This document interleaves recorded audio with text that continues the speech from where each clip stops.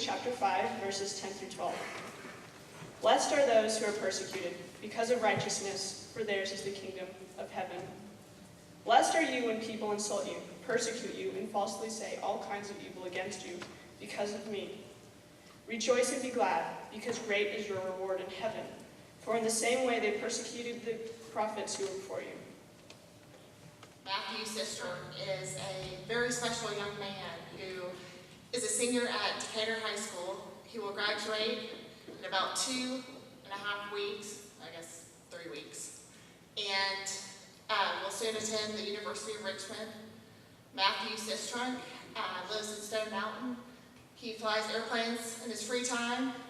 He does mock trial, and he worships here with us at North Avenue. He has a huge heart for Christ, and he is a huge part of our youth group. And right now I'd like to invite him up to share God's message with us. Good morning. I'm glad she said that the word comes from Matthew, because I didn't know whether she was talking about me or the book. either one's accurate. I'm glad you guys came out here on Youth Sunday this morning. I really appreciate you guys coming out here again. As Jessica said, I am a senior at Decatur High School. And actually, as a graduating senior, I've been assigned a good number of books to read. And because of this, the high school has made the bookstore my second home. And Borders actually being my favorite. I don't know if you guys spend much time in Borders, but my experience is that everyone in there is so nice and friendly. Like when you go in there, they just run up to you with a smile on their face. And not only do they point you in the section that the book you're looking for might be in, like Barnes & Noble's might, they go to you to the section, pick the book and hand it to you, ask you what the next book is on your list so that they can repeat the process over again. Now, it makes me feel bad sometimes when I actually don't want the book because they actually go through all that trouble. So sometimes I actually sneak the book back when they're not looking. It works a lot better when it's busy in there and they don't notice you as much.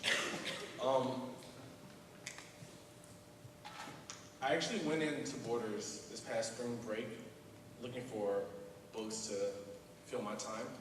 And so I had free time, and I actually noticed that there were crates near the front of the store with books marked down to $3.99 a piece. And now mind you, these are books that are usually $10, $12, $14. So, and I was even more excited to find out that the books were buy two and get the third one free. However, the smile on my face faded a little when I found out that the books that were on sale were either cookbooks or children's books.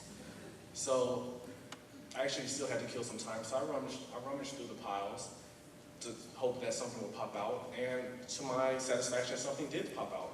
It was actually a New York Times bestseller called Please Stop Laughing at Me by Jody Blanco. Now, I'm thinking that a New York Times bestseller shouldn't be on sale for $3.99, but in the same sense, it seems nowadays that everything's a New York Times bestseller. And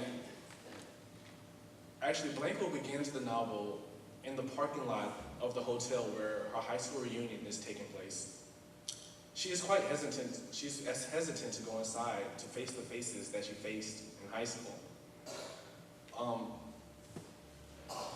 She's hesitant because she remembers the experiences and the suffering she had to go through high school. She, in her New York Times bestseller, tells how she was bullied and shunned through elementary school, middle school, and high school. This happened not because of how she looked, or who her parents were, or where she lived, but because of her personality and values. Now, I'm sure you're asking yourself, how can a person's values result in them being teased by their classmates? She recounts that the bullying starts when she befriended a handicapped girl. Her once then best friend, or her former best friend, began to ignore her because of this. She began to call her really ugly names because of this. She later stands up for a group of deaf children who were being teased by the older kids. She received more ridiculing because of this. She tells how she was shunned because she wouldn't play nasty jokes on her teachers or classmates, because she wouldn't make fun of the mentally challenged kids in her class. Instead, she saw the kids as just people like herself.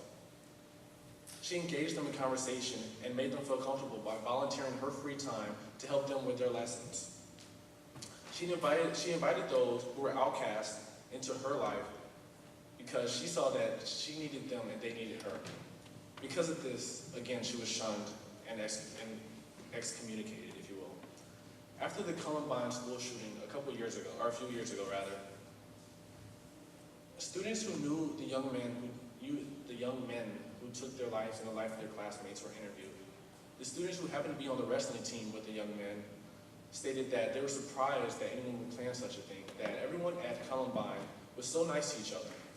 However, the students who knew the students really well, the best friends of the two young men, said that they had to face humiliation, teasing, and was spat upon, and they had to hide while they were transferring classes through the hallways.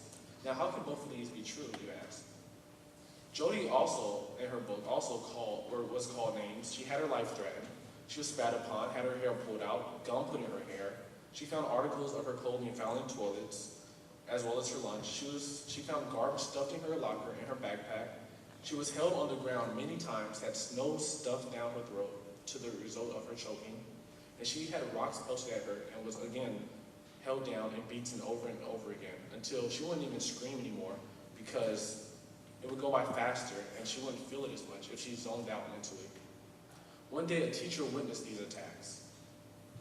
The teacher told her that it would be better if she learned to fight her own battles by herself. Her teachers, school administrators, and even psychiatrists dismissed it as kids being kids and blamed Jody for not trying hard enough to fit in. When this first started happening at her elementary school, her parents made Jody switch schools. The first few months of the new school would be fine, with her making friends, but as soon as she held out a helping hand to those who needed her, as soon as she showed compassion to others who were bullied, who were tormented, she would find herself shunned as well and left out to an even worse extent than before. Her new friends will now see her as the enemy. She would be in the same situation that she once left at the previous school. She would eventually change schools numerous times up until high school. Actually, before class, she would pray, "Please God, don't let anyone see what I really look like." She had to put on facades to fit in. She wanted to be accepted, and to do so, she couldn't, nor did she show compassion for others. She didn't volunteer her time to those who were deemed unacceptable by society. She didn't want her suffering to continue. She wanted to fit in, and she tells of a time when she even went to the length of playing a cruel joke on one of her teachers. Afterwards, she confessed that she felt extremely guilty and apologized to that same teacher. And it was on this day that she realized that you cannot run from who you are. Now, many of you can probably imagine why I chose to speak from the book of Matthew this morning. It probably reminds me of an old friend. However, I wanted to speak about suffering and persecution today because it's relevant in the world that we live in. In national news, local news, and even at the lunch tables, everyone is on the subject of suffering. The car companies are suffering. In this economy, the stock market is suffering. The divorce rates is on the rise because of this, and children are suffering.